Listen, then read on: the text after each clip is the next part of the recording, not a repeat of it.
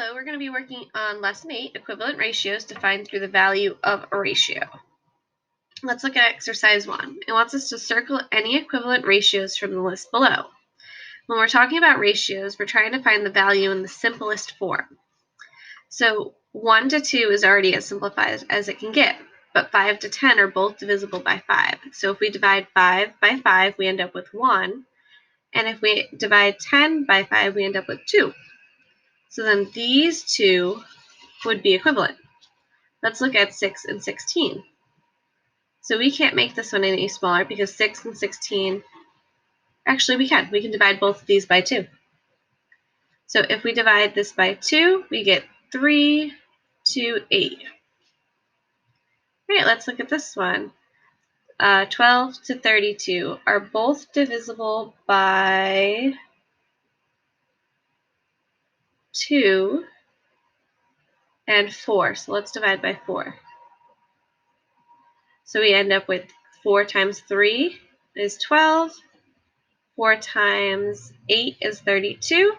So then these two would also be equivalent because they have the same base value of 3 to 8. It's in its simplest form. So it wants us to, once again, find the value of the following ratios, leaving your answer as a fraction, but rewrite the fraction using the largest possible unit.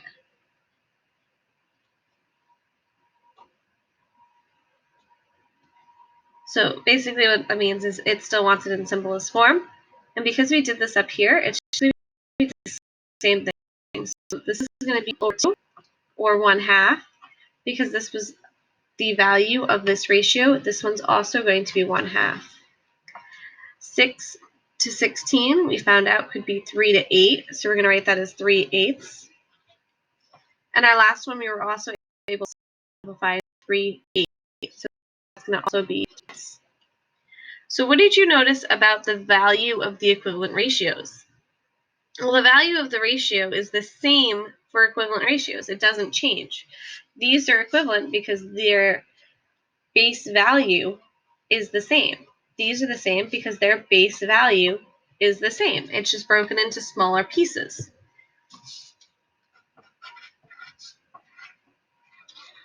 Oops, wrong word.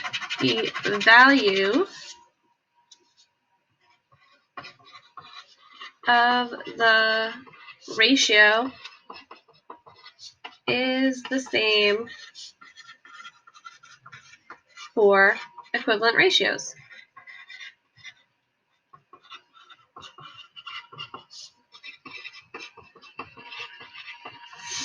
Good.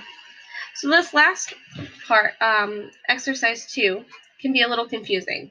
So here's the theorem. If A to B with B not equaling 0 and C is to D with D not equaling 0 are equivalent, then they have the same value.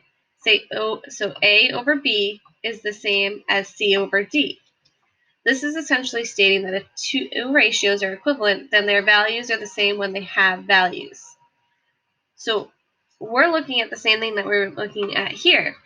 Is 1 to 2 equivalent to 5 to 10, even though the numbers are different? Well, yes, it is, because it simplifies down to 1 to 2. So this theorem is always correct.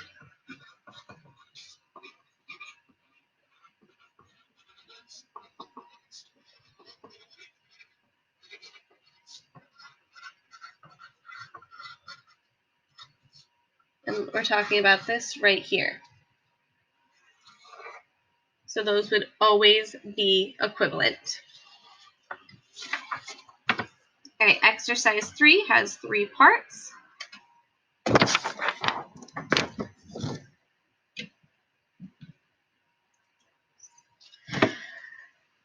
Tavian is training for a duathlon, which is a race that consists of running and cycling. The cycling leg is longer than the running leg of the race, so while Tavian trains, he rides his bike more than he runs.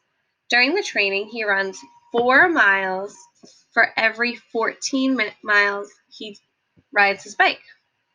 So first off, we've got to identify the ratio associated with this problem and find its value. So we have 4 miles for every 14 miles. So we have 4 over 14. we've got to figure out what these are both divisible by. So 4 can only be divided by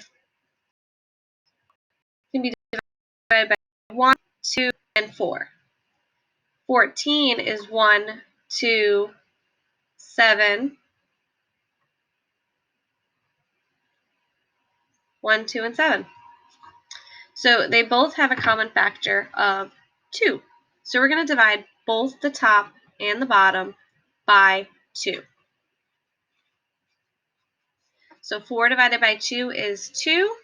14 divided by 2 is 7. So the value of this ratio is 2/7.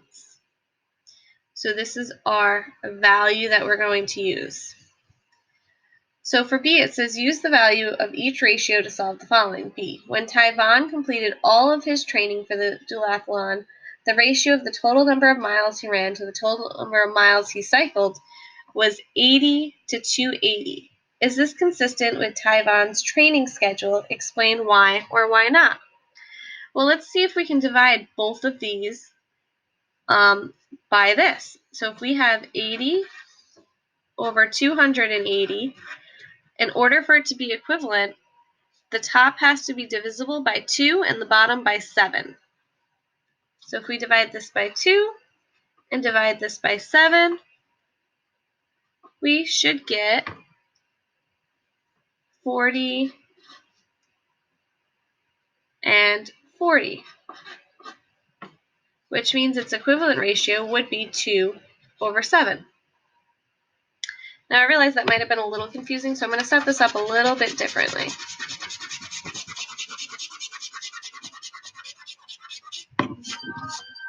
So basically what we're going to do is we're going to put 80 on the inside because that's the top part of the ratio of 80 over 280. And because the top part is 2 pieces, we're going to just divide this in half. So half of 80 is going to be 40. For the other part, the other section of our ratio is 7. So this part has to be divisible by 7. 280 has to be divided by 7 in order for this to be equivalent. So we're going to divide, and we know 7 goes into 28 4 times. Bring down the 0. 7 times 0 is 0. So these are both equivalent because we get the final answer of 40. So it's consistent because the ratio of the number of miles he ran to the number of miles he cycled is 80 to 280, has a value of 2/7. So its base value would be 2/7. It's going to be equivalent still to the 2/7. So let's write our sentence.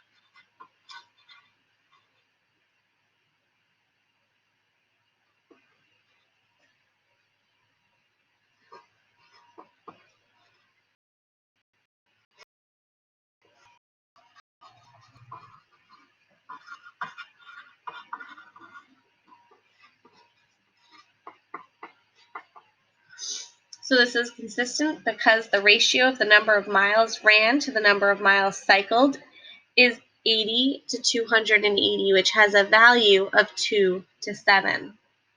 Now we're going to do the last part. In one training session, Tyvon ran 4 miles and cycled 7 miles. Did this training session represent an equivalent ratio of the distance he ran to the distance he cycled? Explain why or why not. Well, we know that it needs to be 2/7, and this one says he ran 4 for 7. So those are not equivalent. It does not represent an equivalent ratio because the value of the ratios are not the same. So we're going to write our sentence. This training session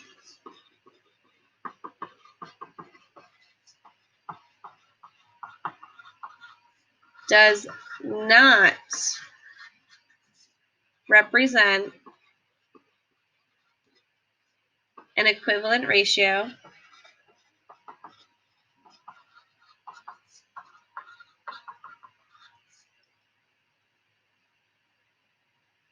because the value of this ratio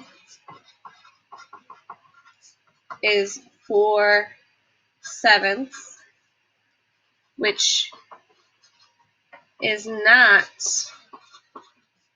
equal to 2/7. All right, and that's all we have for lesson 8.